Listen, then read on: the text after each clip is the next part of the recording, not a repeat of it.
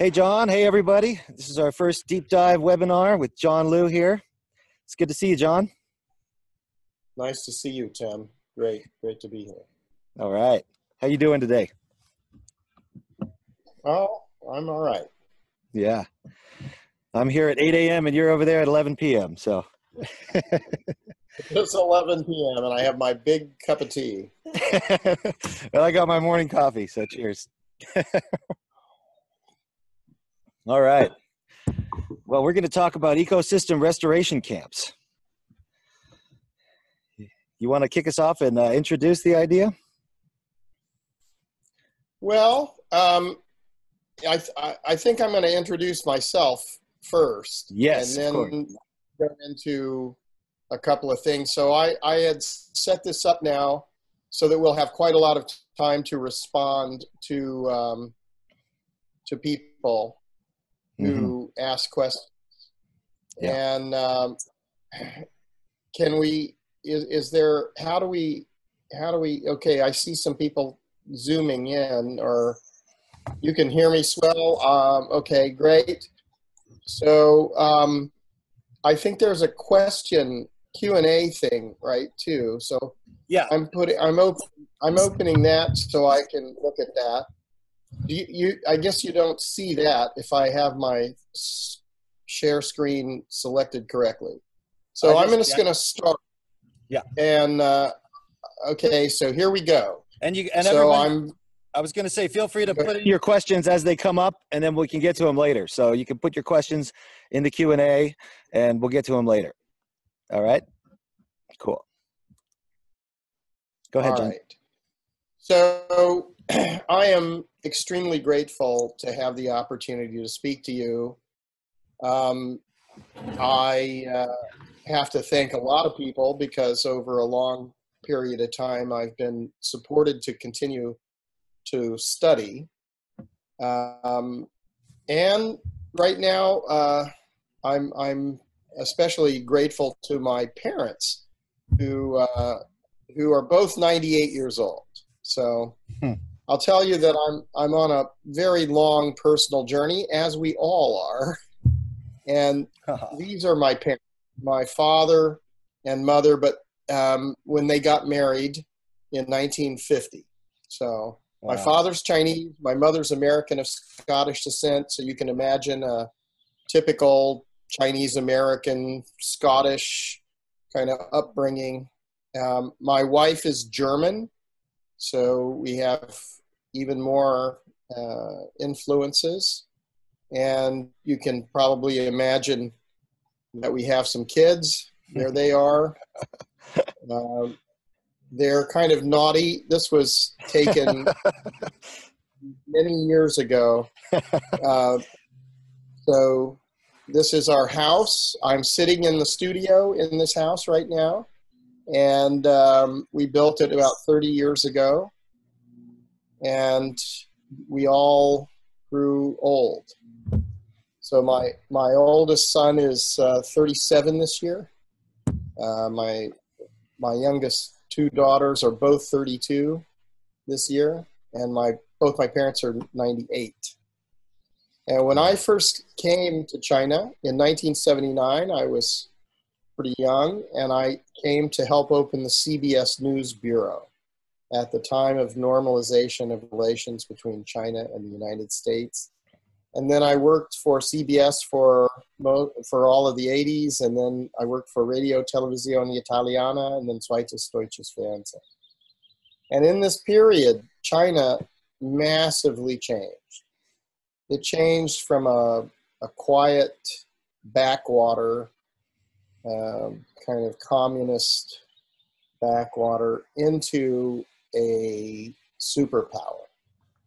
And this was a phenomenon. Basically, it was a front row seat to see transformational change. And I covered stories as a journalist like the rise of China from poverty and isolation and the collapse of the Soviet Union. So these were very big geopolitical stories of the time. But it was in 19 It was in 1995 when the World Bank asked me to go to the Lus Plateau and film there. And this is the reason that probably you're here listening to me, because it totally changed my life to go on this particular shoot. Lus is a soil type. It's a wind-borne sedimentary soil. It's actually a German word. And I'm gonna now stop this and bring up the next thing. So you'll have to screen sharing changed. Okay. So now I need section 2. There it is. Can you see black now? I still see your face. You do? Yes. All right. So then I need to do something different. One moment, please. Okay. All right. You still see my face. I want to share screen, and I'm choosing 2. Now do you see black? Yes. Or yeah, we're good. I see the. You should. What is that? Like a ox or a buffalo? Yeah, or something? the yak. Yak. So I'll go back to the yak for a second. So this is in Qinghai, high in the Tibetan Plateau, so northwest of China, and there a river begins. And this river is the river that runs from the west all the way to the east, south of Mongolia. So it's east of the Tibetan Plateau and south of the Mongolian Plateau.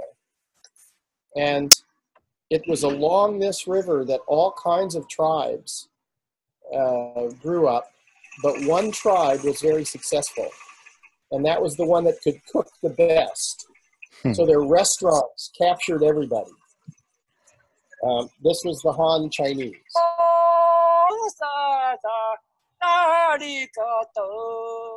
Now in 1995, when I went there to see this place, it was just fundamentally ecologically destroyed.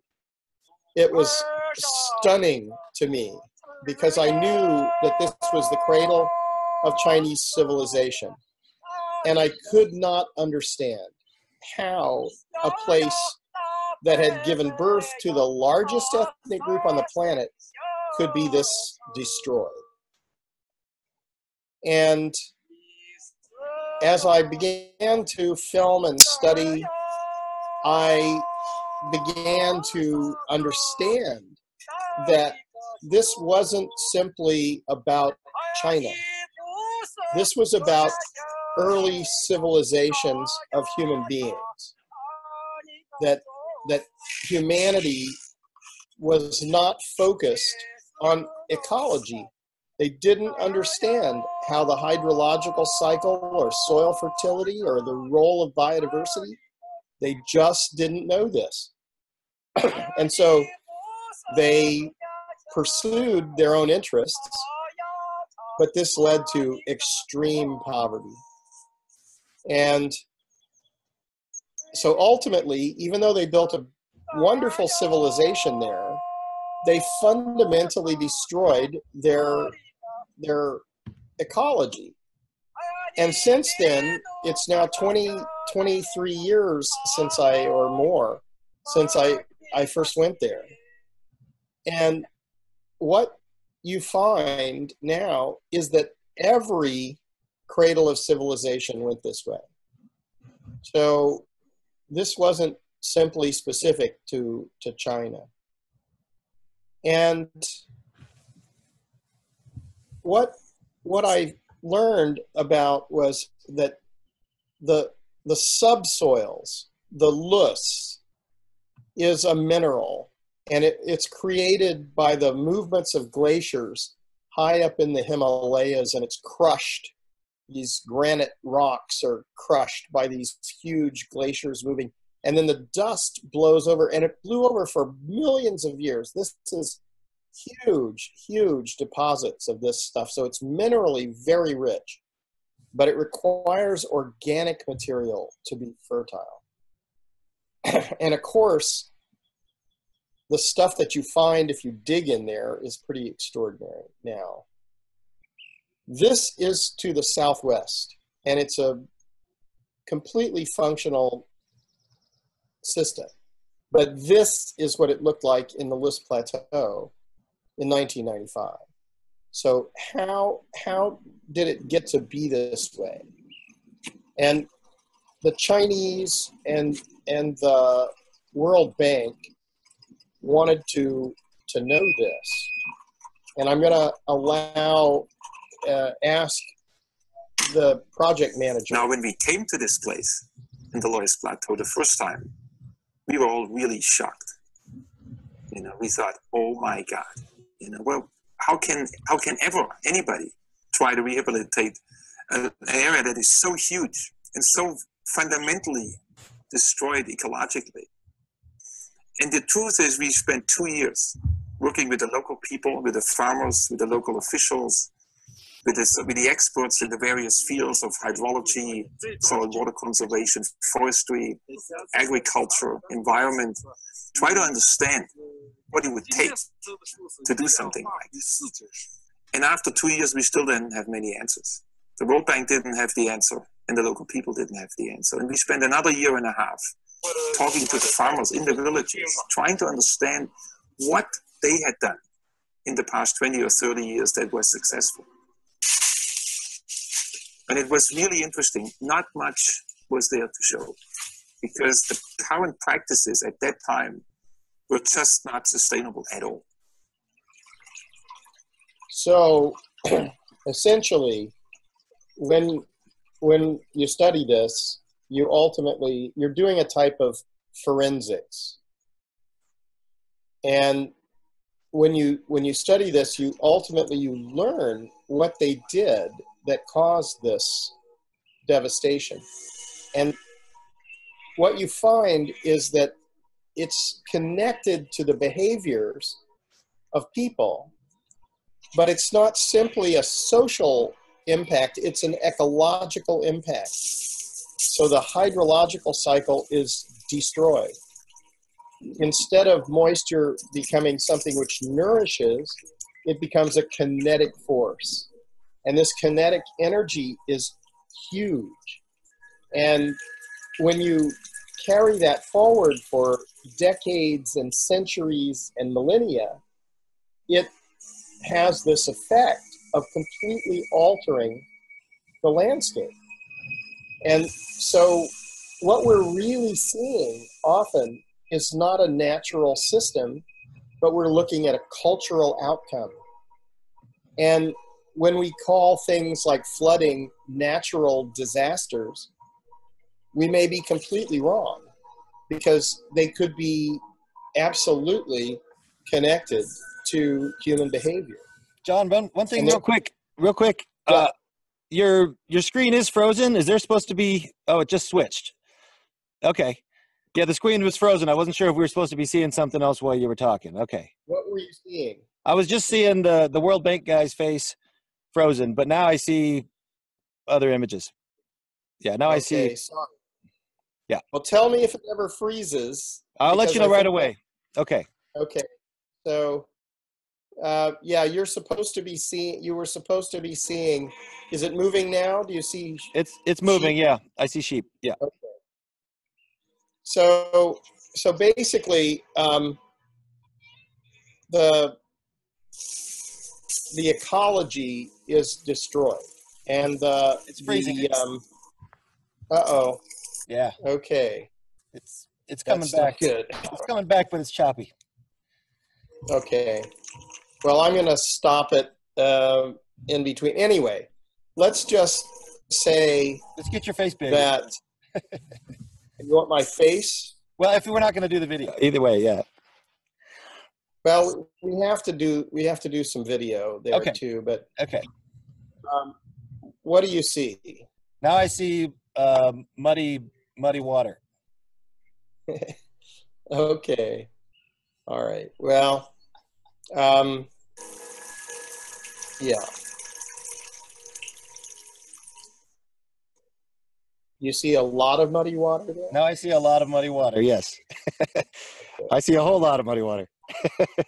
Wow. So that's what happens when you degrade the landscape, and this is a cultural outcome, not a natural ecological one. Do you see a flood now? Now I see a building. Yeah, it's a flood. Yeah. All right. So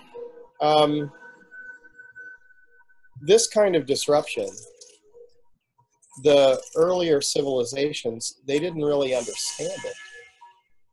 Now do you see a dust storm? I do, yes. Okay. So essentially, this is a cultural outcome.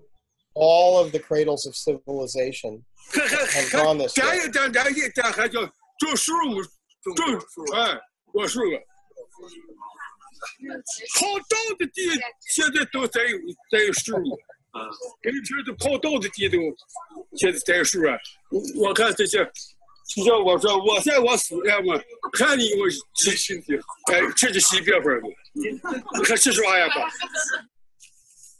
So did you see that? Yeah, they can't eat trees, he says. Yeah, the guy said you can't eat trees, but that was a typical kind of a reaction that to the idea that you could restore this. So when the World Bank and the Chinese government said, we're going to restore this, the people sort of said, really? And actually, it was a stretch of the imagination. But what happened was they used all sorts of wonderful technologies. So they used satellite imagery, and they used enterprise software that allows you to make an investment and then it ripples through the management chain so everybody sees it's transparent what you've done.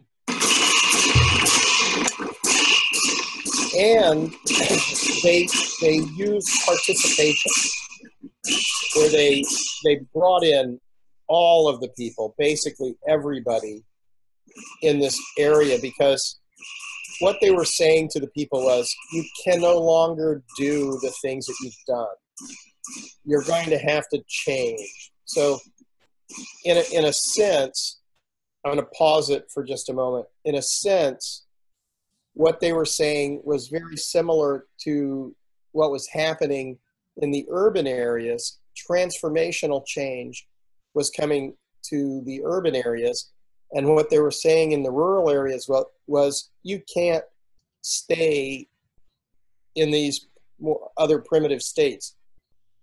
You can't do the same activities that destroyed the hydrological cycle, soil fertility, and biodiversity. You're going to have to change. So in order to do this, to have them change, they needed to give them other behaviors. So they started to train them in restoration technology. So I think if you see there, that's deep trenches. Mm-hmm. And they're basically swales if you look at them, but they're really creating terraces. So these are going to be terraces which make flat fields, but it's very close to the same idea as swale. Mm-hmm. And what they're doing is going to infiltrate all the moisture. And it's a vast undertaking to do this. It's almost unthinkable. You know, you have to have an enormous imagination to look at the scale of this and think. And what you see is only a small part of this. The project area for the project, the World Bank and Chinese government project I was documenting, was 35,000 square kilometers. So the project area was the size of Holland. And so this looks big on the screen, but actually it's just a small part of what they were working on. Mm-hmm. But this is terracing, but it wasn't really a terracing project. It was an integrated watershed management project, mm-hmm. which included physical work like this. But after the physical work happened, it quickly became biophysical because there was a lot of planting. And essentially, they moved from annual cropping to mainly perennial crops, unless they could make flat fields where they could increase the soil fertility consistently. And then they would go with some annual cropping in the flat fields. But a lot of those terraces became apple orchards. This area ended up becoming a huge fruit producing area for a lot of it for export. Mm-hmm. So these are some of the best fruits you can get. John, real quick, if you wanted to increase your bandwidth, someone suggested in the chat, you could turn off your video while you're sharing your screen if you want to. It would increase the bandwidth for your video. Okay, that's a good suggestion. I've tried that. I don't know if it will really work, but maybe. Looks about the same. Yeah. Anyway, sorry. I have a bit of a flu. So the goal was to give a hat to the hilltops, give a belt to the hills, as well as shoes at the base. The hat meant that the top of these hills had to be replanted with trees. The belt meant that terraces had to be built to be used for crop planting and also for trees. The shoes were the dams which we had to build so that the hills could grow back to life and our economy as well as our lives could improve.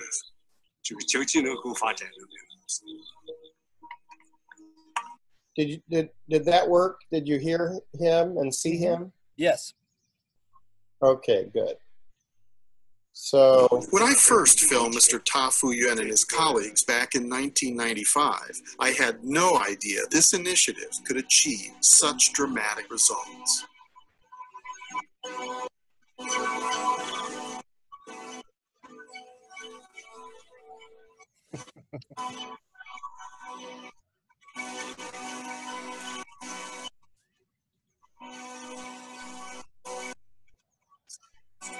The effort that people put into converting their slopes into terraces has resulted in a marked increase in agricultural productivity.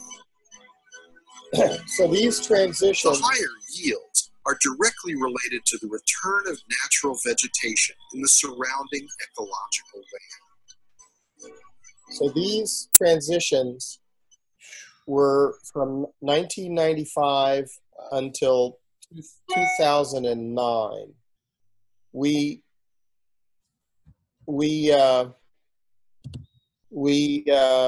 filmed this.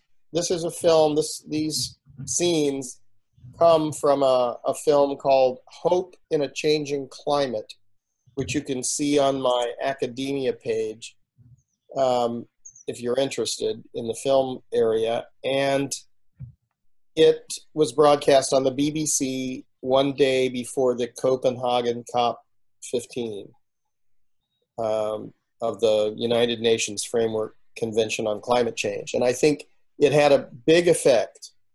It says my internet connection is unstable, so sorry. But this film and this project especially had a big impact on understanding that it's possible to rehabilitate large-scale degraded landscapes. Mm-hmm. And that this changes carbon sequestration. It changes infiltration and retention of moisture. it changes soil fertility, it changes biodiversity. So in looking at this, what happened to me was I had been covering these geopolitical events like the rise of China and the collapse of the Soviet Union. And then I was looking at these restoration scenarios. And what I found was that this is more important than the kind of imaginary ego-driven thinking of the politicians. And that it's extraordinary that we didn't really know that we could rehabilitate these enormous degraded landscapes. And we still, although we're moving in the right direction, we still haven't dealt with this all over the world. So now what's happening in Central Asia, what's happening in the Middle East, the Mediterranean, in sub-Saharan Africa, we're still destroying landscapes in Brazil or Indonesia, in Mexico, in many places. So what I realized starting with this work 23 years ago was this is more important. This is the duty, in a way, of what we're required to do. If we're alive today, then humanity is required to understand this and engage in this. It is the great work of our time. Mm-hmm. So this is what I found at that time. And then I began to study seriously ecology. And I was very lucky because I had a lot of support because the World Bank and then the British government and then the United Nations and then the Global Environment Facility and then, on and on. These organizations all kept thinking I should continue to do this. Forgive me for that. So I'm going to stop this sharing for a moment. And then there is a question from Aurelio that says, will they be using organic? And I think that, I think, no is the answer to that. Sadly, no, they're not only using organic, but I can also report that China is very rapidly moving to organics. And when China decides to do something, it's dramatic. So I think we can expect huge increases in organic agriculture coming in China. And it's somewhat natural because before the West intervened, suggesting that industrial agriculture was somehow better, it was all organic in China before that. So now I think what you're seeing is you had people who didn't really know what was happening, and then now they're somewhat wealthy. They have access to tremendous amounts of information, and they all want organic food. So all the young urban professional people, they all want organics. So that's a driving force here. Mm-hmm. So essentially what happened to me then is that we started to do this restoration, communicate about this restoration. I'm not going to show you too much about this, but I was asked in 2005 and 2006 to go to Africa I think it was 2006, where I had a fellowship with the Rothamsted Research Institute, and the director said, you should go to Africa. So when I went to Africa, I was able to present to many countries in Africa, and in some of them, most notably in Rwanda and in Ethiopia, there was a really big change. So now that was 13 years ago. So there's 13 years of data about what happens when developing countries learn that you can restore large-scale degraded ecosystems, and then they start to do it, and what happens to them. And when they do that, it's a really good thing. So their biodiversity, their hydrology, their economy, their social conditions all improve. So that's very important. And as we looked forward, though, it became I became a little bit manic. I started grabbing people by the lapel and saying, "You have to listen to me. You need to restore large-scale degraded ecosystems." And they say, "Get off me, leave me alone." You know? and so and even my family, they said, "Stop talking about soil and water. What are you doing? You know, leave us alone." But I was a bit obsessive, and at one point I gave a speech in Sweden, and it led to something pretty big. So I'm gonna share the screen once more and try to bring this up, but I didn't yet. Where is it? Oh dear. Haven't found it. Somewhere is 2.5, but I don't know where. It's got to be back here somewhere. So I'm going to get rid of that. Forgive me, people. I'm at 65. I'm too old for this modern stuff, I think. So I still have figured out what I'm trying to do here. Share screen. Mm-hmm. And there it is, 2.5. All right. So I'm going to stop my video again, and then I'm going to try this. So in giving this speech in Sweden, I met someone who was the head of IUCN Netherlands at the time, and he told me, his name is Willem Ferda, and he told me, we have to work together for the rest of our lives. So since then, and my reply was, and that's not long enough. But anyway, since then we've been working together, and he created Common Land Foundation.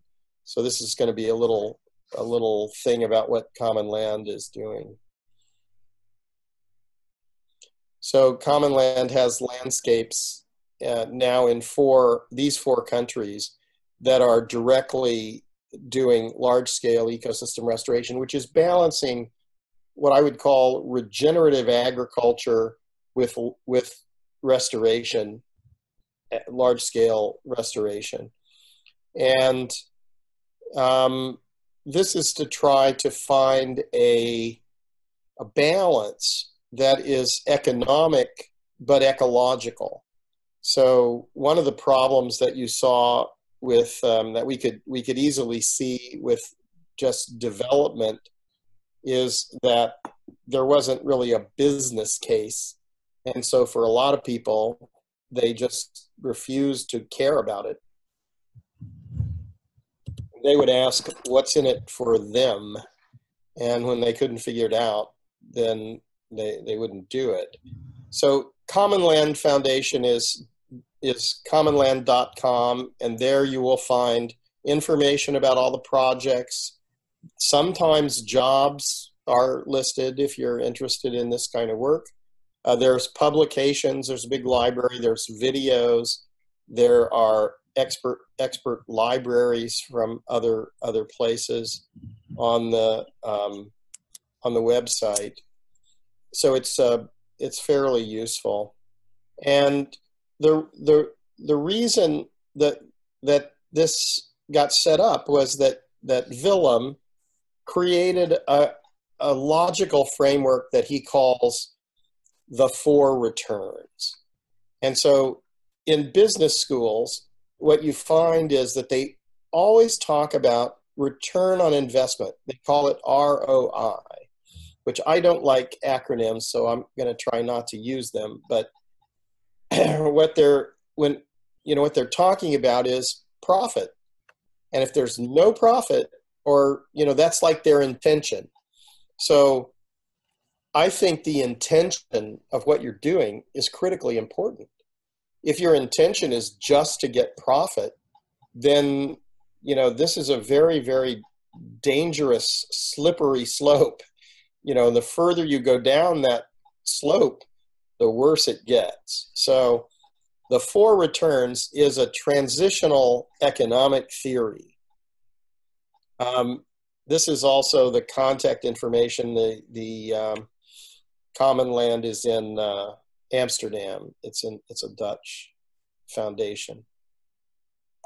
The world. Once there was plenty of space, but the population is rapidly increasing, and people are consuming more and more. That has a big impact on our environment and ecosystems. A quarter of the once fertile land on Earth is now dust and sand as a result of human activity. The quality of our future depends on our ability to change these developments. The good news is it can be done with landscape restoration. That's more than just the recovery of land, because a landscape is also a community. People can revitalize an area. An economy that restores and uses the landscape with sustainable business cases. That's the goal. The video's frozen, John. It all begins with inspiration, with a new future perspective for all those involved. I'm sorry, did you say something? I said it was frozen, but now it started again. I see the silhouette folks with their shovels. Yeah. Okay. When did it freeze? It was when it was showing like a drawing of civilization spreading. Of land, because a landscape is also a community. People can revitalize an area. An economy that restores and uses the landscape with sustainable business cases. That's the goal. It all begins with inspiration, with a new future perspective for all those involved, and a common plan for restoration of the landscape. From this, jobs are created, and that leads to social bonding, and, for example, education and security. Restoration also leads to the return of natural capital, such as biodiversity, fertile land, water, and a stable climate. That attracts financial capital, first as an investment, later as a return. This is what we call the four returns. Return of inspiration, return of social capital, return of natural capital, and return of financial capital. To achieve these four returns, we developed three landscape zones. A natural zone in which biodiversity is restored and maintained. A combined zone, which is rehabilitated with farmers working the land. And an economic zone for sustainable business activity. The video's frozen. It keeps an average. I'm sorry? The video was frozen again. When did it freeze? It was the silhouette folks. Okay, now I'm seeing the four returns on the screen. Now I see windmills. Yeah. Well, is it moving? This is what we call the Now four it's moving, returns. Yeah. Return of inspiration, return of social capital, return of natural capital, and return of financial capital. To achieve these four returns, we developed three landscape zones. A natural zone in which biodiversity is restored and maintained. A combined zone, which is rehabilitated with farmers working the land. and an economic zone for sustainable business activity. It takes an average of 20 years, in other words, a generation, to restore a landscape. If we start now, we will create the basis for a different world. This is what inspires us.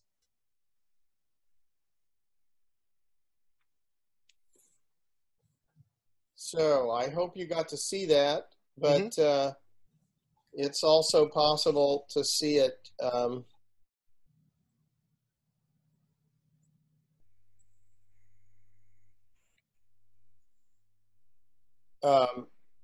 Yeah, it's. You want to turn your video? Okay, I will. Yes, I'll turn my video somewhere. Yeah, there we go. There.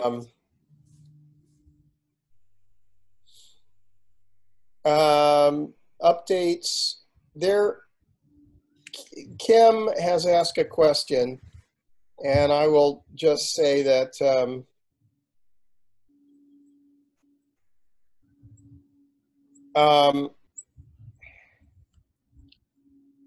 the question is, yeah, are there websites with recent updates, photos, videos? Let me see. How can I write this? I can't write it anymore. Somebody asked that question. You could, John. You can type it in the chat. You can also put your own academia page in the chat too. You can. Yeah. All right. You can do all the links in the chat. Yeah. Okay. So I'll do that then. knaw.academia.edu/John D Liu.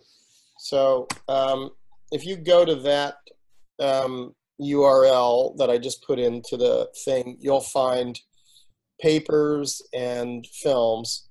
And if you continue to, you can certainly find other sources as well. But anyway, so gradually, as I did this, I found that I was really learning a lot. Things were different than I had thought. And in a way, it was quite interesting for me to do this study. You don't see a URL? It didn't come? I see it in the chat. Yeah, I see the URL. Your academia page is up. Yeah. All right. You don't see? Some people are saying they don't see, but I see you in the chat right there. Yeah. Do you? Okay. No URL? Can you put the URL in there too then? It's in. There we go. They say no to. Oh, I see. I put it to panelists. Yeah, now I just put it back to panelists and attendees, so everybody should see everything. Okay. You guys see it all now? They might not have seen it. I got it. Sorry, folks. Did not understand that. Here it comes. Now you should have it. Okay, we're good. Did you get it? Yes. Thank you. All right. So from because I was a television cameraman and a journalist, I kind of approached this study in an interesting way. First of all, I got a lot of footage when I was doing this, so you can look at a lot of things. But also, I began to, I didn't realize that I was going to be studying geology, hydrology, chemistry, botany, atmospheric science, all of these things, because nobody told me. And gradually,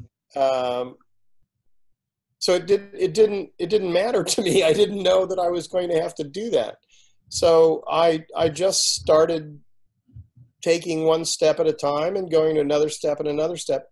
And pretty soon I was learning a tremendous amount. And I found out that actually there are some problems with the way education is going, that education is often a bit too specialized. And so the people who are studying soil science are not studying botany, are not studying hydrology, are not studying climate and atmospheric science. And so they don't really understand what's going on, because none of those systems exist in isolation. They only exist in symbiotic relationships with these other systems.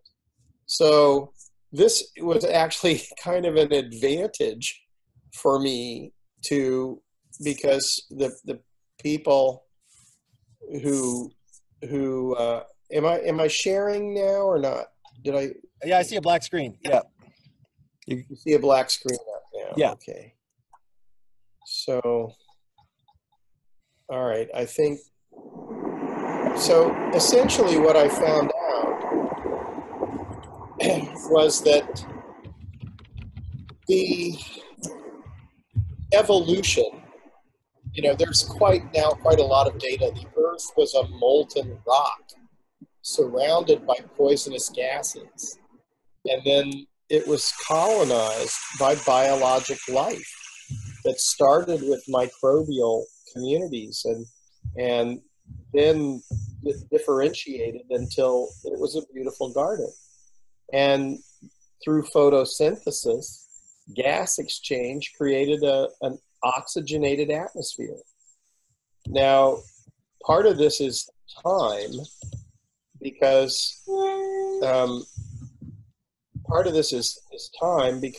you essentially had 4.567 billion years ago the Earth was formed, and then maybe 3.8 billion years ago evolution began. But nobody knows, it's 100 million or 200, 500 million years this way or that way. But by reversing, you can tell that actually, it really happened, and that each generation of life dies and gives up its body. And this is created a pedosphere, a living mantle on top of the geologic materials. So you need to understand that the hydrological cycle is part of this respiration system. The Earth, all living things are breathing, and that the decaying organic material is rotting and being processed by microbial communities, and that these microbial communities are also releasing nutrients from geologic materials, as they have for all of evolutionary time. And that it also became clear that all life is a representation of, each of us. Every living being that's alive today is a representation of all life since the beginning of time. It can't be any other way. So, this was quite extraordinary to me to learn this. And as I started to understand this, I started to realize that in our businesses, in our political life, in our social life, we are not considering these things. We are not considering the role of the canopy. that below the canopy is a different microclimate, that the temperature, the moisture, you know, they're all regulated this way. But we've removed it, and that's kind of what happened with all these cradles of civilization. But what we also see is it doesn't necessarily take thousands of years to destroy these systems. They can happen really rapidly. And so we can destroy the, you know, Amazon jungle or the Congo basin really quickly. And that's what's happened in Africa after the European expansion into Africa, South America, North America. Of these places began. Under the indigenous people's worldview, the landscapes were much more protected. So, also what I found was when I started looking at the Luz Plateau and these other places, these cradles of civilization, I realized I'm studying dysfunction. And that's when I really wanted to go and look at parts of the world which are fully functional. This is in Chiapas in Mexico, and I'm hanging out of the side of a helicopter with the doors off. This is a very exciting thing to do if you get a chance. But be careful, it's a little dangerous. Take gaffer's tape and use it liberally. Anyway, the power of nature and this interrelationship between moisture, soil, plants, minerals, animals is so wonderful. And right now, what I kind of decided was that there's nothing wrong with the earth. The problem is human beings. Human beings have not understood these systems. We just haven't put them in the top of our mind. We've thought that our buildings, our computers, our internet, our whatever, our airplanes, our cars are more important, but they're not. The natural systems are the basis of life. And it's necessary for us to focus back on this and to realize that if we put this as our intention to ensure that these systems are functional, then what's going to happen is that we'll be able to imagine somewhere far out in hundreds and thousands of years from now an evolutionary outcome again. Right now, we're thinking that we're going to live. If you look at Hollywood, it's a zombie apocalypse is what's coming. Toxic landscapes with rat-like people crawling in the toxins. It's horrible. But that vision is not true. It's just one which you has to be exorcised somehow. And the best way is to go look at nature, because in nature is this infinite fascination and infinite beauty, and this an understanding, a higher consciousness of symbiosis, the relationship between all living things. And it's also interesting that this is the many indigenous peoples around the world have this as their kind of religion. And, they see the biodiversity, the water, the air, the birds, the wildlife as sacred. And actually, that's a much more respectful way of life, and one which makes you stand in awe of the incredible beauty. It's miraculous what is possible in these sorts of situations. So I just want to tell you how satisfying it is to study function. And then when you study ecological function, you find out that the dysfunction is unnecessary.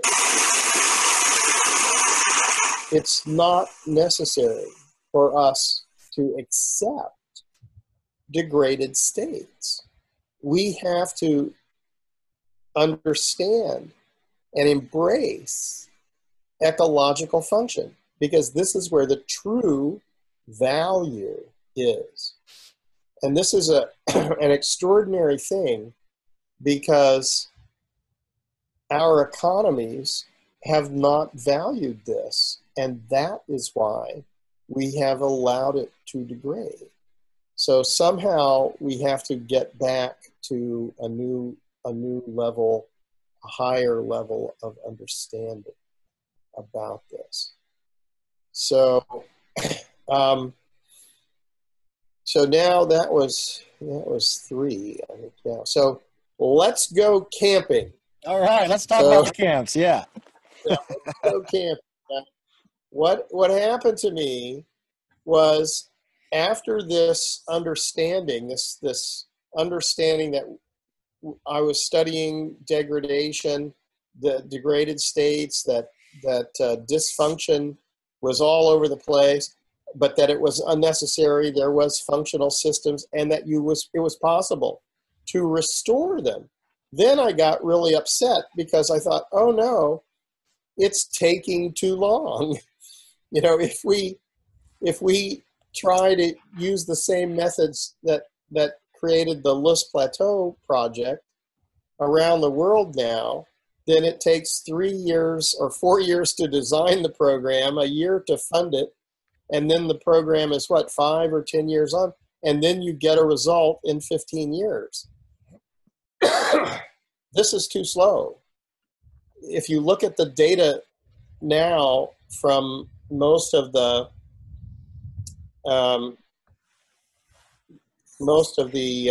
so people are telling me that the screen was frozen. I'm sorry. I can tell you most of this stuff is on my academia page, and I hope you'll go look at that, because there's a lot of data on there, and the video will run. And I don't think that, we're lucky if you hear me at all, because the several intelligence agencies are probably monitoring this as we speak. But so the thing that at some point I was worried, we can't do this fast enough. And then I had a thought, what do we need? So I don't know how many of you are working in academics or something, but there's a thing called the Collaborative Group of International Agriculture Research Centers, CGIAR. Let me write it. In the chat, yeah. Yeah, so CGIAR, it seems like it's cigar, but it's not. It's collaborative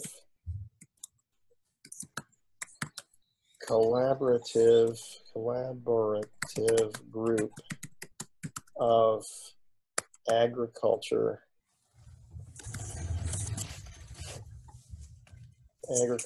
research centers. And anyway, that's there's a bunch of them. I'm working right now with one of them called ICARDA, which is the International Center for Agriculture Research in Dry Areas. I'm talking with them a little bit, and we're hoping to work more closely with them. And then there's C4 is the forestry one, and another one that's pretty interesting is ICREF, which is the Center for Agroforestry. Anyway, what I realized, those things have 1,000 PhDs and maybe hundreds or thousands of people connected to them, or tens or hundreds, and millions of dollar budgets. And what is the result? What's the kind of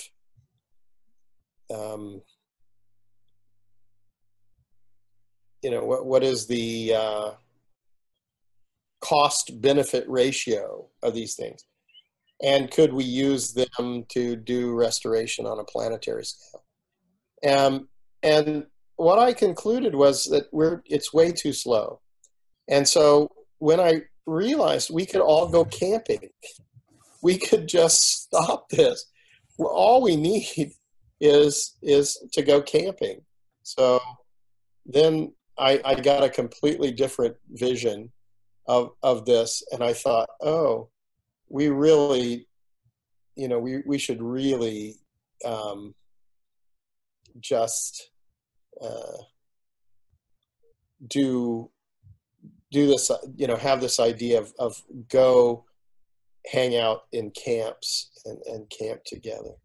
And do the work. And yeah, to do the work. And also, the other thing I think is most important is to make sure that everybody can participate. The real problem that I noticed was that these experts, well, there's 7.5 billion people on the planet, and everybody who understands that that restoration is the great work of our time can participate.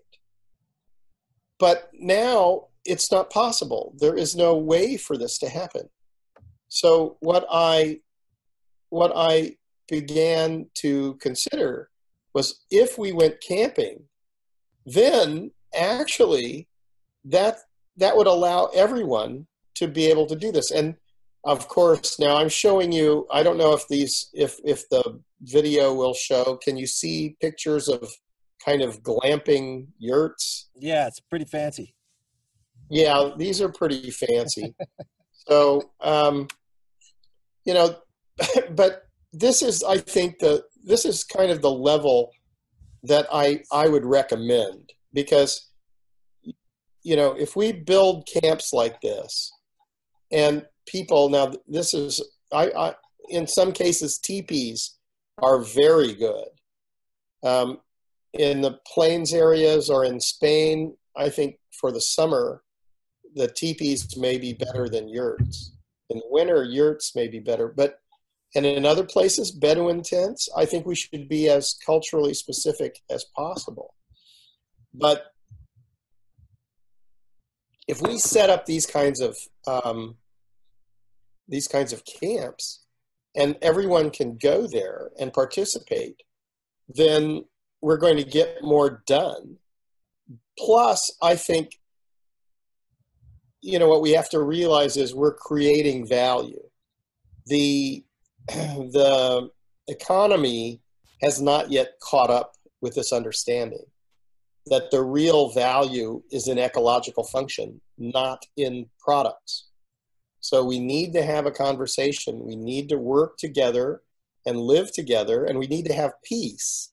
So the other pretty important thing is that by creating functional ecosystems, we're making it possible for there to be peace. Now, I'm recommending that we have really good workshops so that we can do a lot of work.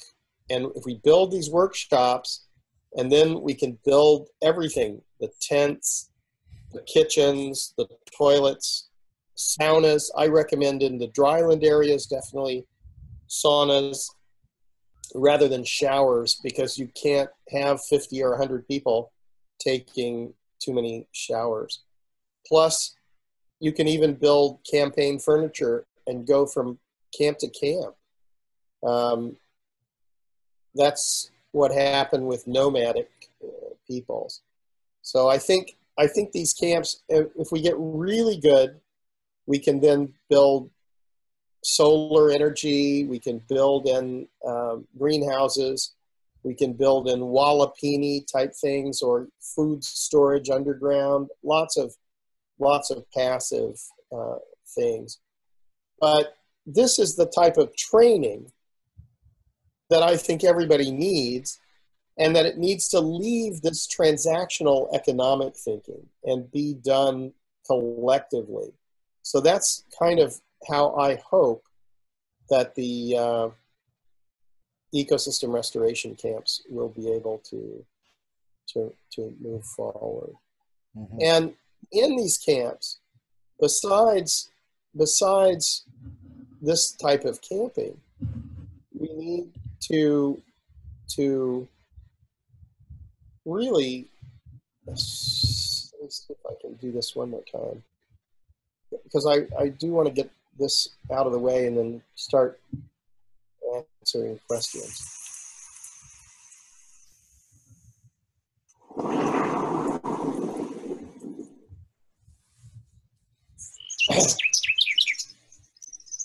So I think what we need to do is we need to, one, build camps, and two, we need to learn how to camp well. So camping together and working together to do restoration creates a kind of harmonious civilization. Right now, we have a kind of transactional economy. So everybody is just kind of separate and then comes together to go buy things or something. But if you live in a camp for a few weeks or a few months, you can actually leave the transactional economy. And I think that food is going to be the big thing that really should try to bring everybody together. We should feed everybody. The community should come together to feed everybody, not to sell food, but just to eat together. And by doing this and having fun together and working together, I think this is going to be very, very important for the camps. And then when you understand this, we are going to have to feed everybody in the camp. So we're going to have to grow a lot of food. So growing food with regenerative agriculture is one aspect of this, but it's not the only aspect.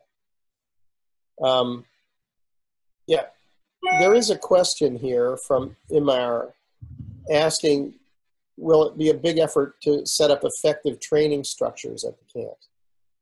I think that living in the camp is all training in a way, but we're hoping to limit the labor to 5 hours a day, 5 days a week, so that what can happen is that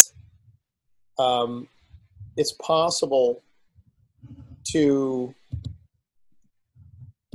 play as much as it is to work. But there are 7.5 billion people on the planet, and if they're all participating but not too much, then everybody is going to be part of this. They're going to learn how to make their own landscapes, their own communities as resilient as possible to what really looks like it's going to be quite serious impacts from climate change. So we're really feeling that this is what everyone will need to know, whether they're in, I see we have some friends from Kenya. You know, everyone needs to know this wherever they are on the planet. And it needs to be, of course, specific to that biome or, but it's necessary that we all have this information, that we all share this information. And so if we build these camps and we work in camps and people are volunteering and playing in these camps, maybe just for a few weeks or a few months, but there may be a tribe of people who actually want to do this. And so I just want to have a little bit more here. And so I'm going to try to bring one more screen up, and then we'll just answer your questions. But I wanted to talk about, like, what is the potential of this kind of restoration? What actually can we do? And I think really it's pretty enormous. Biodynamic gardener or farmer is really feeding the soil with compost, with organic material. We give the manure, we give the compost to the soil, and there we feed the life in the soil, all the microorganisms, all the earthworms. And that means that they will see that the right nutrition is available for the plants, not only from the compost, but also from the soil. So this is a compost heap which we put up with that material for 2 months ago. And the first thing which happens is that it turns warm. And if they put up the material in the right way, with the right moisture and air and so on, all those beings, they come by themselves. Here they are. You want to turn off your video, John? I don't know. Is it not working? It's just choppy. I think it could get better if you turned off your video. I think it was I think I pushed a button somewhere. Sorry. No warmth, but lots of organic material, and they have to do. So they are here. Yeah. But after some time, they will have done their work, and who knows, perhaps they go over there. The worms and other beetles and microorganisms have been eating all of it and produced this wonderful soil. Are people seeing this? Because somebody says it's frozen. Is it frozen? That's what they said before I made that comment, and now it was moving. In a way, the secret of organic material. It improves the soil. It's not only nutrition, it's also structure. And it keeps the nutrition, it keeps the water and the air in the soil. So once we understand that we can do this, and we understand that we can grow soils, we can propagate and plant out trees in huge numbers, we can share this information with everybody, then it becomes really a direct way for everybody to participate. And right now, we only have like people who are paid to do this. And so if we only do this with people who are paid to do this, then we've got a very few people. But if we all take this on as a task, and then we realize that we're creating value, then it's going to be very, very different. Now, I think I just want to show you one other thing. I'm going to slide across here because I wanted to show you this because this is what is possible. This is called the Taklamakan. This is a desert in Xinjiang, and the name means you go in, but you don't come out. It's the second largest shifting sands. And even here, the Chinese have put in a shelter belt. So if they can do this, and they can, this is 427 kilometers through this huge desert. It's not that difficult to do restoration in the Mediterranean, North Africa, Sub-Saharan Africa, if we really put our best minds and our work to it, and it's really a collective intention. So if we want to restore, we'll restore. If we want to go shopping, we'll go shopping. So yeah, go ahead. I was going to say a quick note on that. I've heard you talk about that project before, and you mentioned how you don't necessarily propose that we change natural deserts, but areas that we've degraded. Can you speak to that for a second? Yeah, I would not recommend that. The fact that they can do this, right, is very important. Not that you should do this. Yeah. We have other stuff to do. We should go to the edge systems where there were once beautiful areas, and now they're degraded, and we should start to restore those. Mm-hmm. Not go into naturally occurring deserts. That makes no sense to me. Right. Yeah, they play a role too. Yeah, in the Earth system.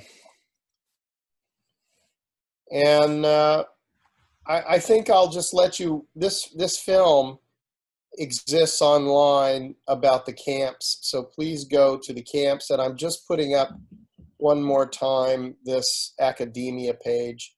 Please feel free to go there. And now, can I hear them too? We can hear them, but they can propose a question, and if they want, they could either do it in the chat or the Q&A. I can unmute them, and they can talk. We have a couple questions that are sitting. Brian asked a question in the chat, and then we have Ruben, who asked a question in the Q&A. Let's start with Brian, I guess, because that was earlier, and we've kind of gotten to it as far as touched on the building and stuff, but he was more specifically, I think, wondering about where the first camp is at in the building, and also how's the organizational structure work for the Ecosystem Restoration Camps Foundation. Brian was asking about that.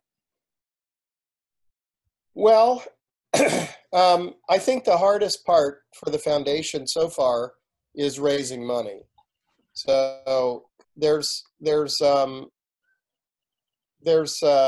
memberships, and at 10 euros per month or 120 euros per year, this is now not enough. We have only a few hundred members. So there have been some larger donors who have given like 20,000 and 10,000 and 25,000, like that. But I'm not very many of those, not enough of those. And so probably they've given about as much as the members have given. But what we really need is to have more members. If we had thousands of members or 1 million members, then it would be very easy to build camps. And I think we're learning a lot. We're learning that we're going to have to build these shops to build the camps ourselves, because the cost structures then are very easy to build the camps. The camps are a lot cheaper and a lot better if we build them ourselves. And it means that we'll be able to do them faster if we get really skilled at this. So becoming really good at building camps and really good at camping is important. I think somebody's asking about what budget is needed to build a camp. It looks like it's about, in terms of capital costs, it might be about 250,000 euros to build, like if it depends on how many people you're talking about, but let's say we want to build a camp in Spain. The camp in Spain we're building needs to have 50 people. And I believe that in another month, they're going to be up to about half of that. They're going to have about 25 people living in the camp pretty soon. So then they're going to need to double that. But then the other part of that is you have the capital costs for the tents and the kitchens and the toilets and the saunas and the laundry facilities and, you know, and then you need tools and all that.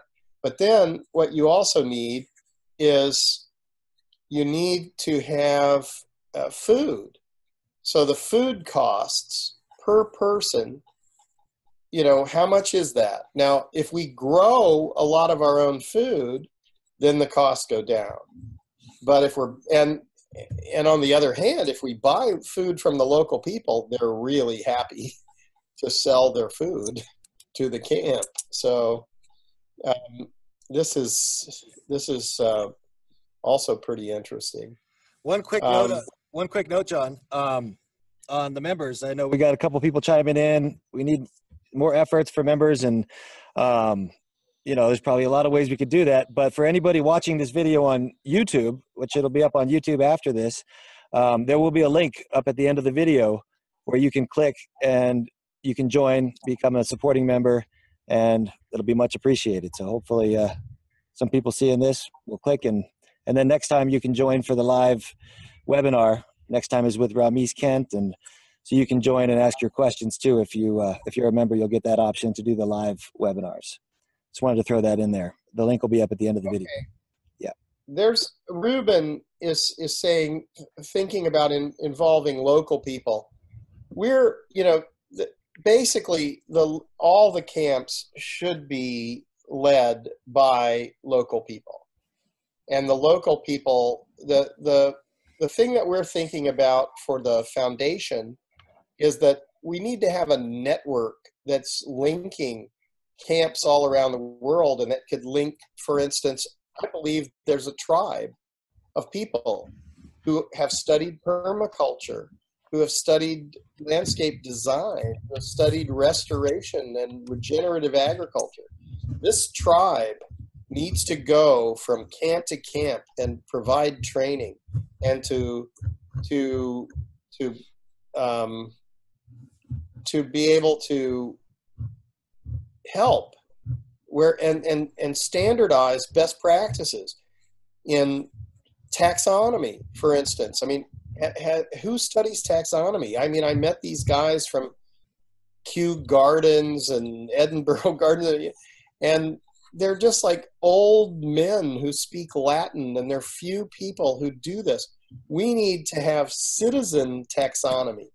Everybody should know which are the endemic and indigenous species and which are invasive or exotic, and you know, and that should be something that's discussed on a constant basis, and everybody knows this. So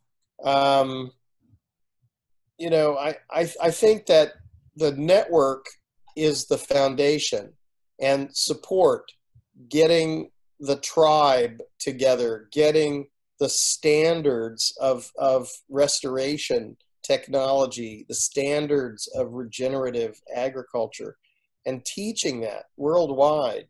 But then each location is going to be very specific in terms of their species, in the biome, the amount of moisture availability. And there are principles which are transferable, like biodiversity, biomass, and accumulated organic matter. That's true everywhere. But, you know, the species are going to be specific to the latitude, the altitude, and the germplasm that's there. And then there is a larger discussion about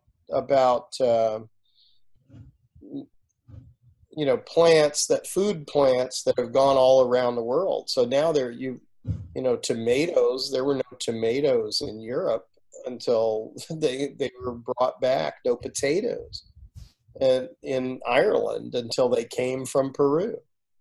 So, you know, there are differences. There's a question here from Tom about breakdown of the 250,000. Yeah, Yeah, there's a group at the camp and they're working on it. Let me also, for full disclosure, let me tell you that my only position with the camp's movement is as unpaid voluntary chairman of the advisory council. So there are very few people who have, are getting paid by the foundation right now. There are a number of volunteers in Spain, and there are too many volunteers. There's so many people who want to volunteer, but there's not enough room for them now until we get the first yurts and tents and teepees up there. And, so then, of course, the other problem is that if it costs about 10 euros per day per person to feed them, then, that's a significant amount of money for this particular foundation. So I'm not sure, exactly how all of that. I think maybe I noticed Ashley's on. So Ashley's been in Spain, Kirsten, Jonathan. There's a number of people in Spain right now. Fran, Yannick, Edis has been doing wonderful work as a carpenter and building out there. So it's great fun, and it's wonderful to see. Tim was out there for a while. I think he was making music with them too. Joe is out there. Things out there. Yeah, Joe is a wonderful musician, and I spent 3 weeks out there in December. Yeah.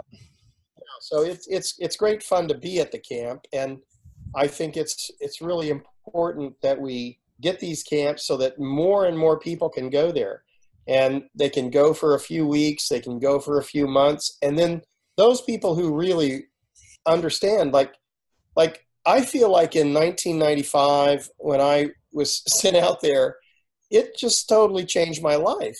I had nothing to do with ecology or landscape restoration. I wouldn't, I was a television cameraman. When I went out there and I saw this, I thought, oh, what am I doing? This is what I've got to do. And I think that that's going to be the case for a lot of people. When they see this, they're going to go, they're called, because it gives your life meaning.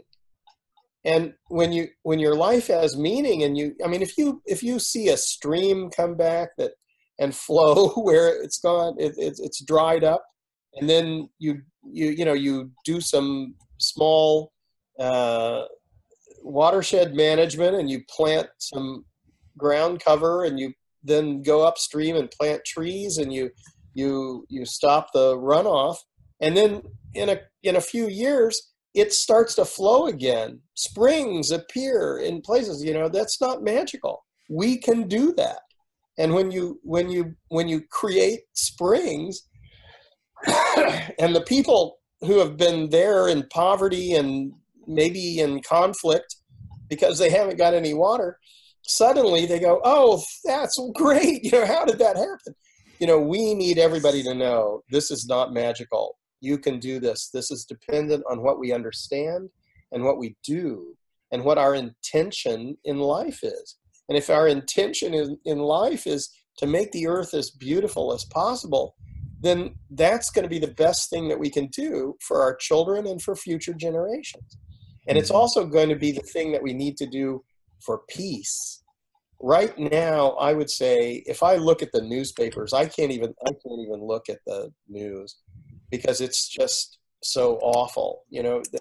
Today in Toronto, somebody drove into people with a vehicle in Tennessee. Someplace they shot up what is going on? How does that happen? So, to get to the place where nihilism, materialism has brought the world to the point, has brought people's psychology to the point where they don't know why they're alive. And it's interesting because you really don't see this in desperately poor places in the middle of Africa or something, usually. They're fleeing now from violence, but it's brought usually from other places. But you know, in Peru or in Ecuador or in many parts of Africa, in Mali. I mean, I was told you can't go to Mali. I went to Mali. It's just beautiful. And, you know, that's, well, somebody's asking about tax breaks for donations. Right now in Europe, it is a nonprofit, and it has a status which allows you to get a deduction on your taxes. And I believe that there's a discussion to do this in the United States. One of our, also a voluntary member of the supervisory board, works with Conservation International, and there's some other Americans who are there discussing about creating a 501c3 in the United States. But I mean, 10 euros per month is 3 cups of coffee at Starbucks. You know, so if you're willing to forgo 3 cups of coffee at Starbucks, you could help to enlarge this movement. John, I know you mentioned the supervisory board, and Brian had asked about the organizational structure. Just for those who don't know, could you share real quick? I know there's an advisory board, could you share some of the structure of the foundation as it is now? Well, we have an advisory council. Mm-hmm. Yeah, okay, Mark is saying Spain is too far away. Larger donations, yes.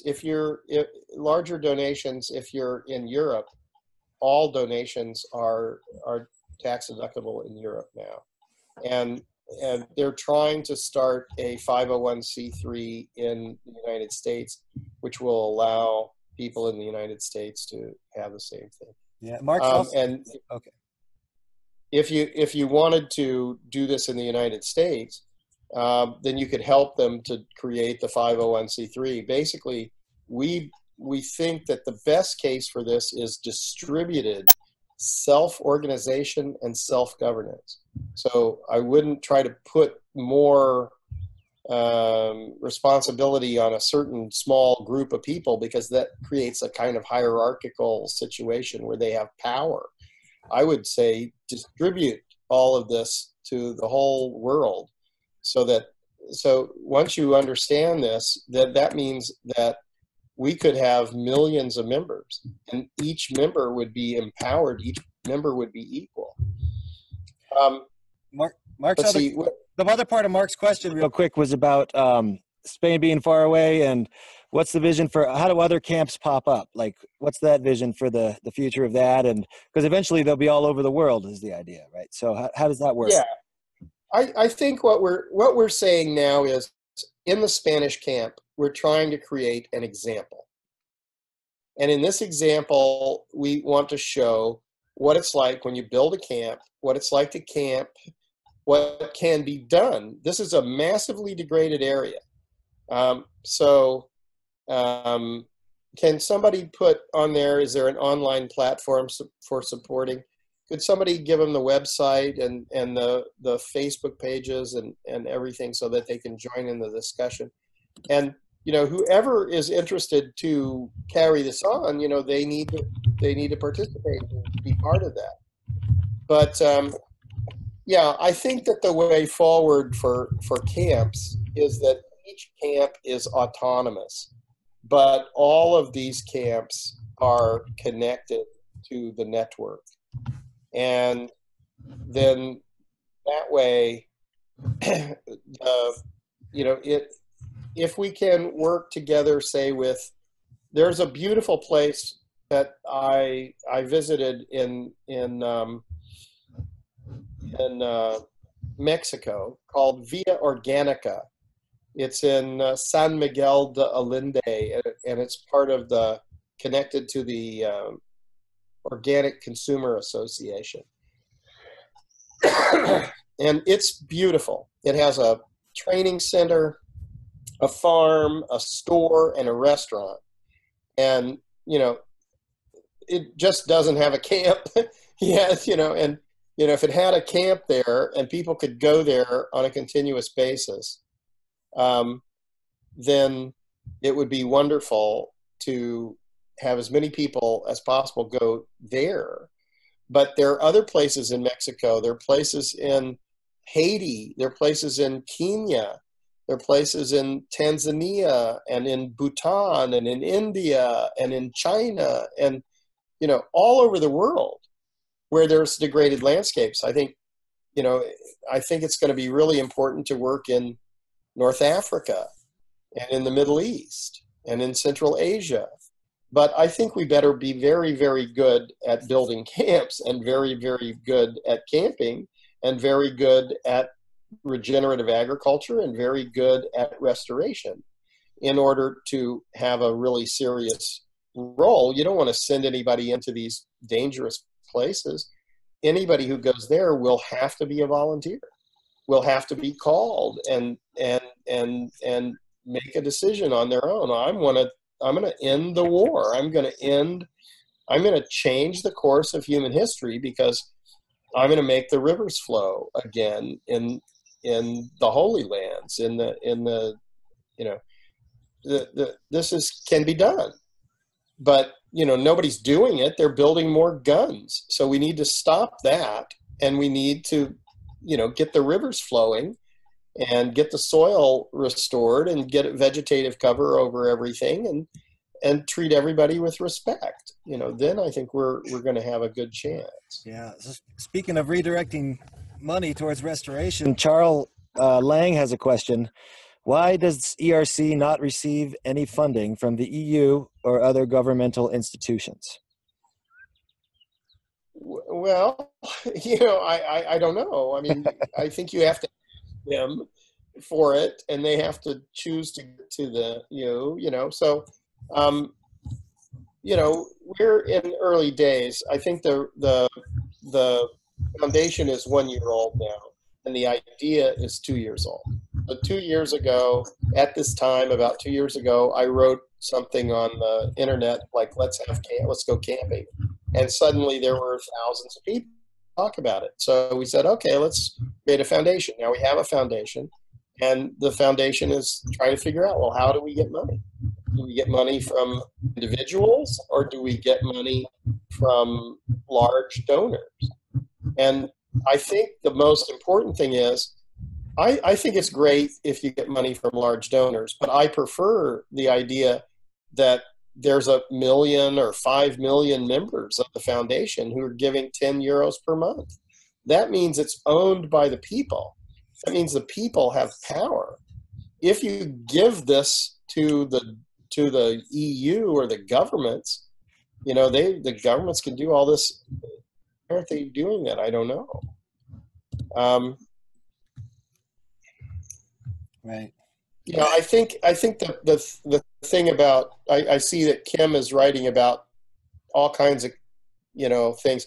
I think for the camp in Spain, we're trying to make it look, you know, I mean, the earlier question about the EU, like why doesn't the EU fund or the governments?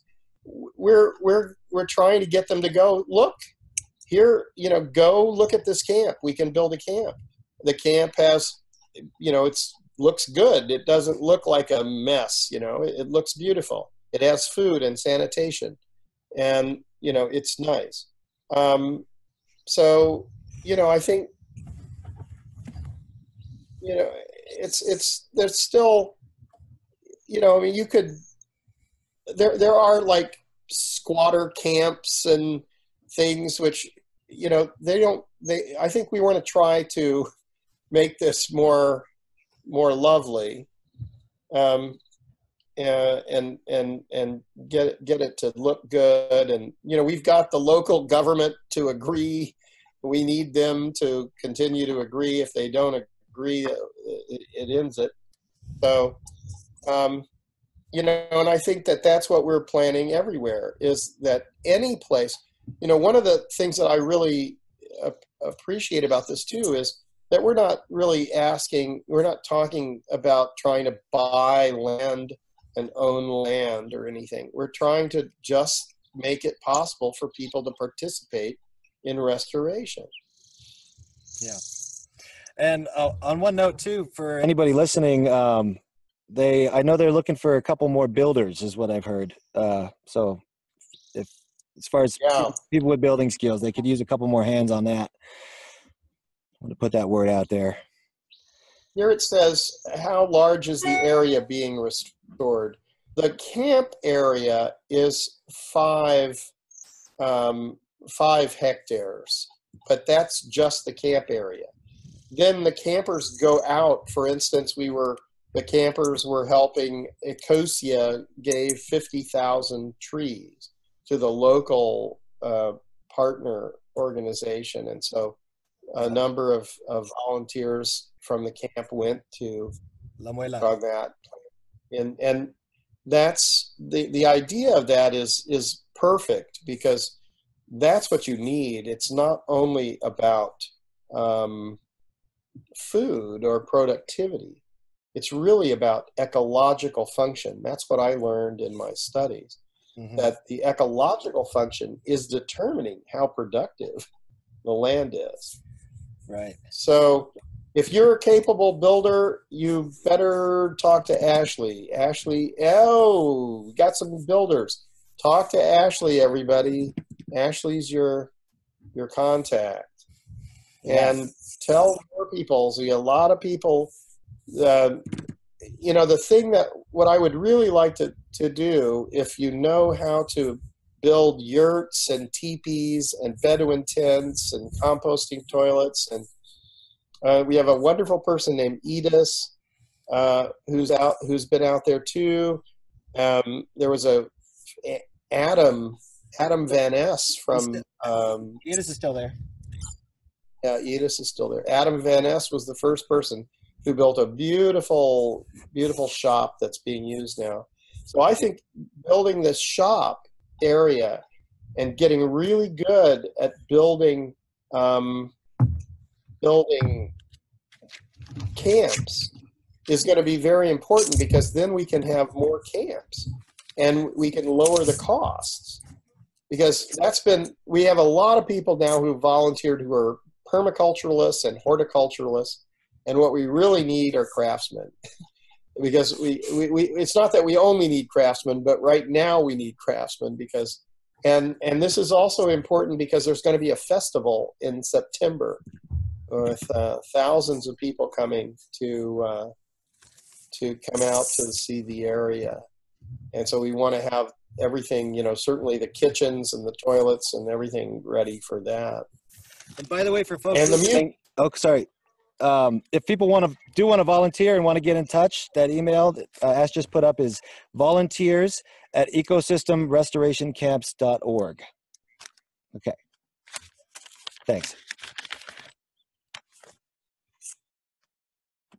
You can go ahead, John. Sorry. No, I don't know. Well, one other thing I was going to mention, when somebody said about the how much land are we looking at, and you said this camp itself is 5 hectares. That's on the land of the Chico de Guzman family, and you mentioned Alvilal, the organization, but I'll say the name. But that's the local organization that they're involved with, and he's really involved with the local farmers. So there is a greater region of connection with the local farmers in the area to really do a large scale restoration of like hundreds of thousands of hectares eventually, so this camp is connected and it's bringing enthusiasm and energy.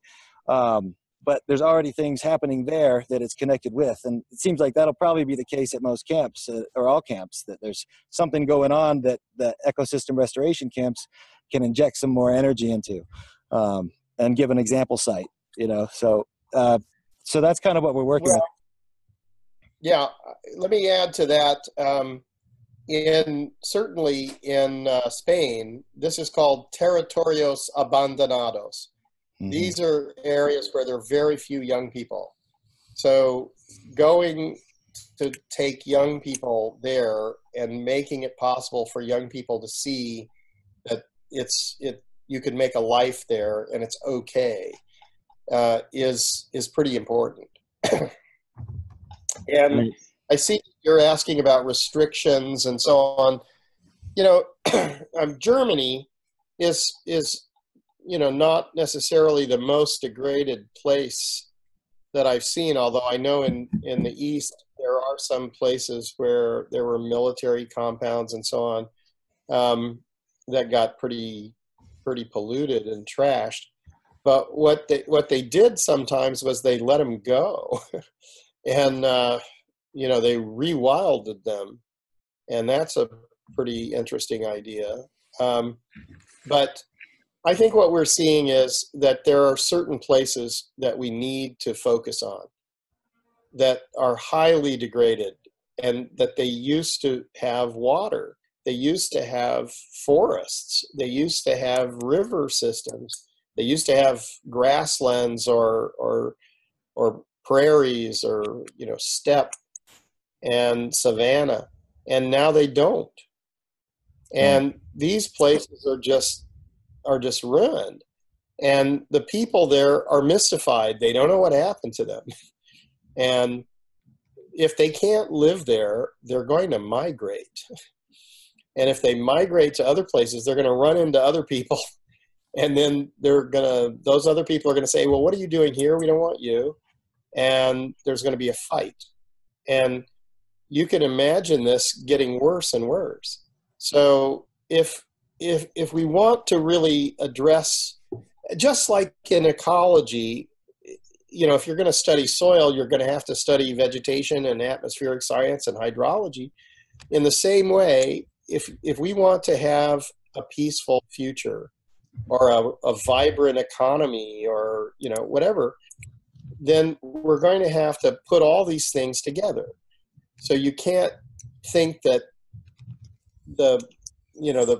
it's just about where you are that we have to restore.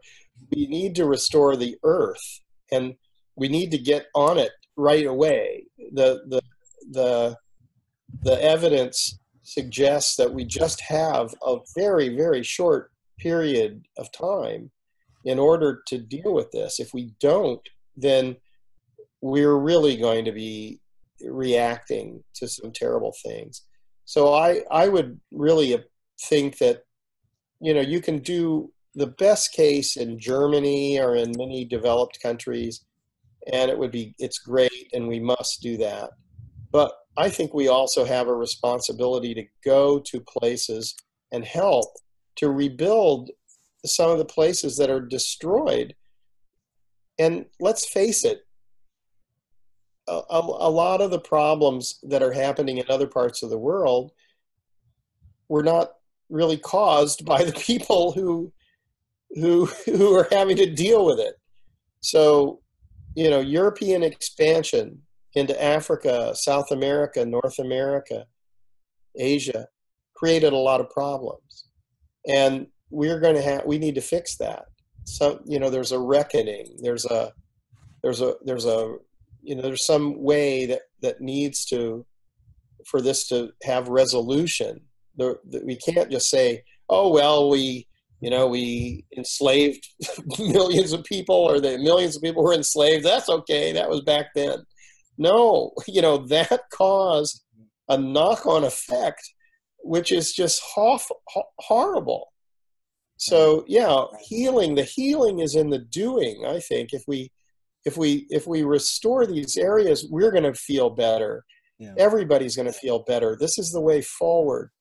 And, I think everybody on the earth has been, we're all representing all life since the beginning of time.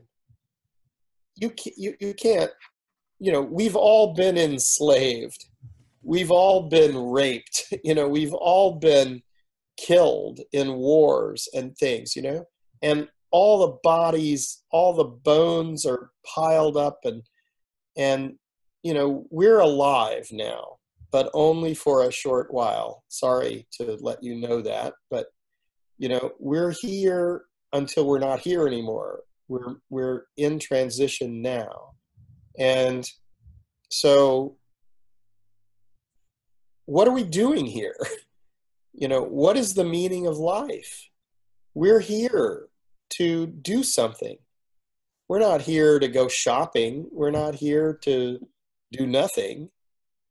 We're not here just to destroy things. And, we're the animal that has evolved consciousness and language.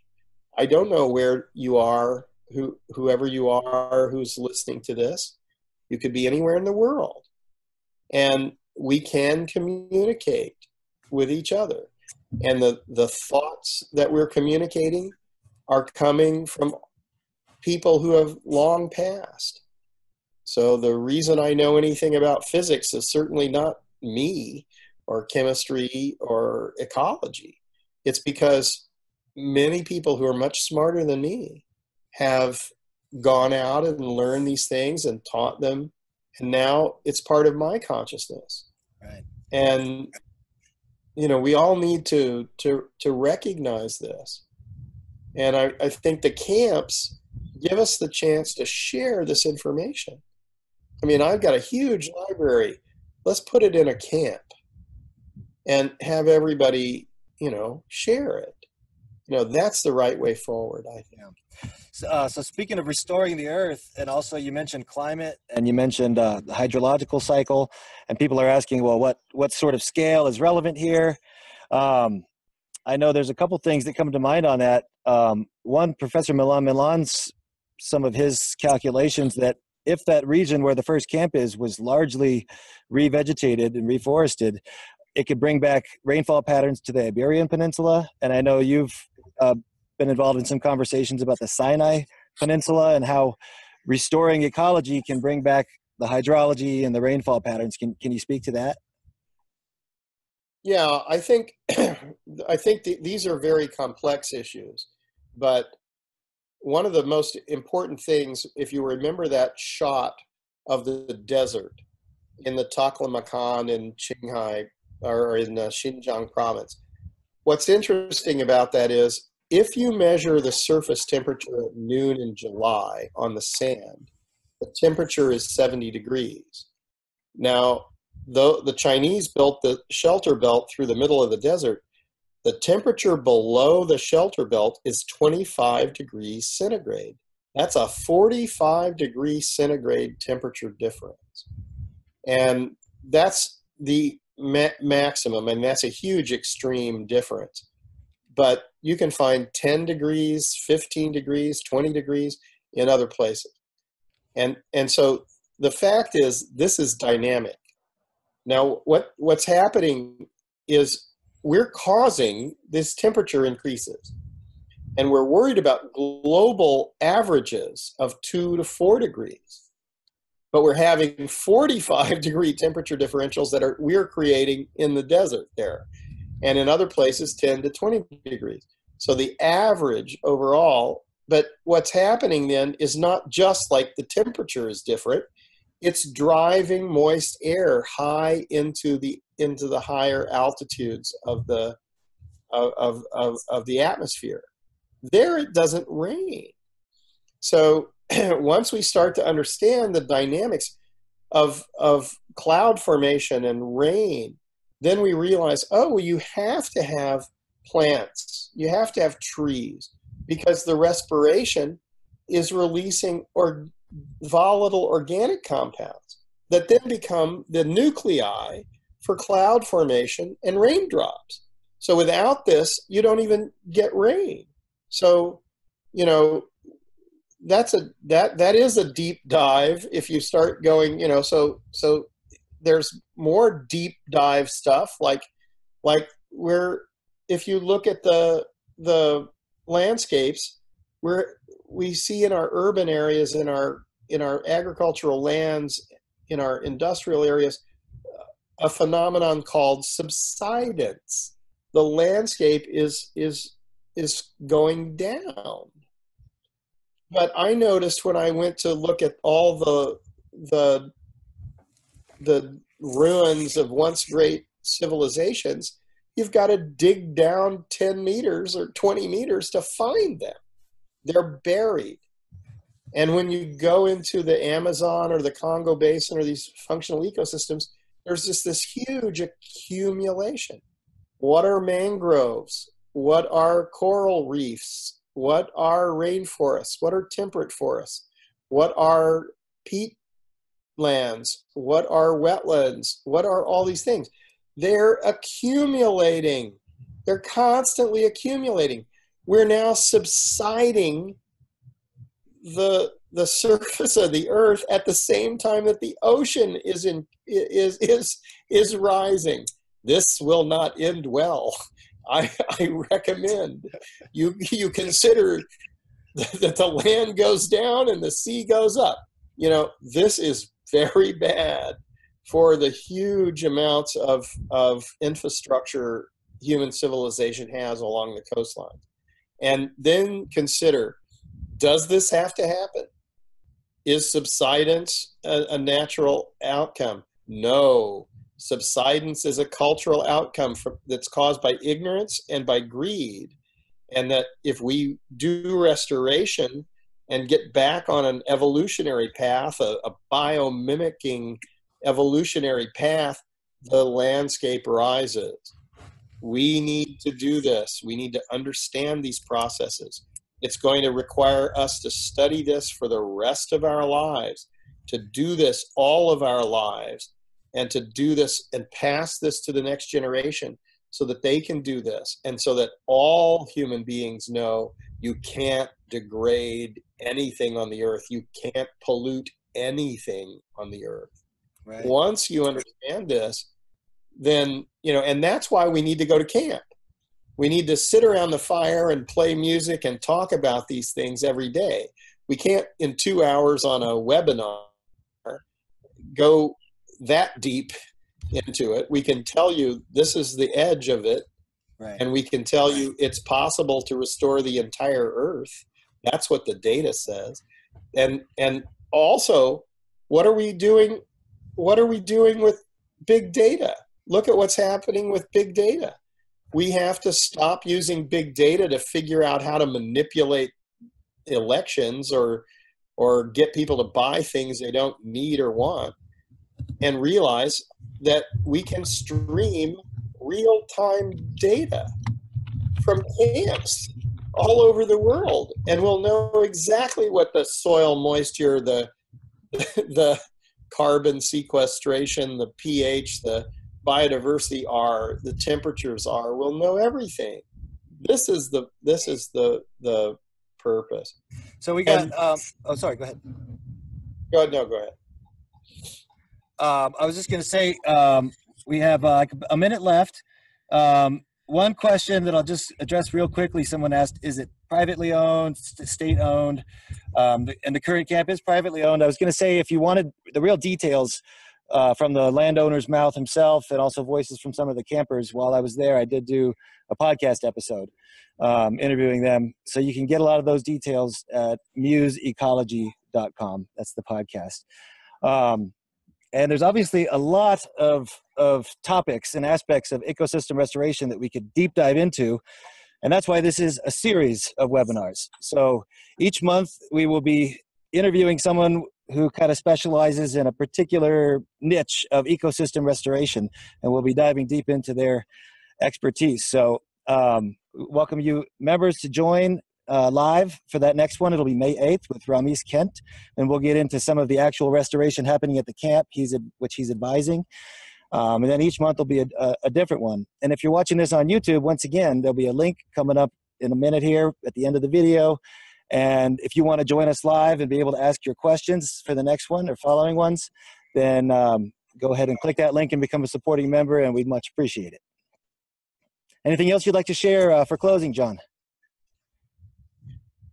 Thank you so much. It's been really a privilege to talk with everyone, and I hope it is useful.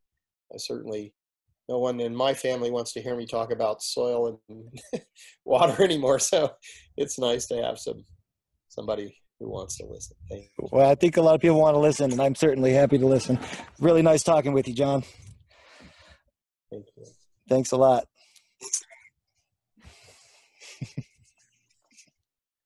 Yeah.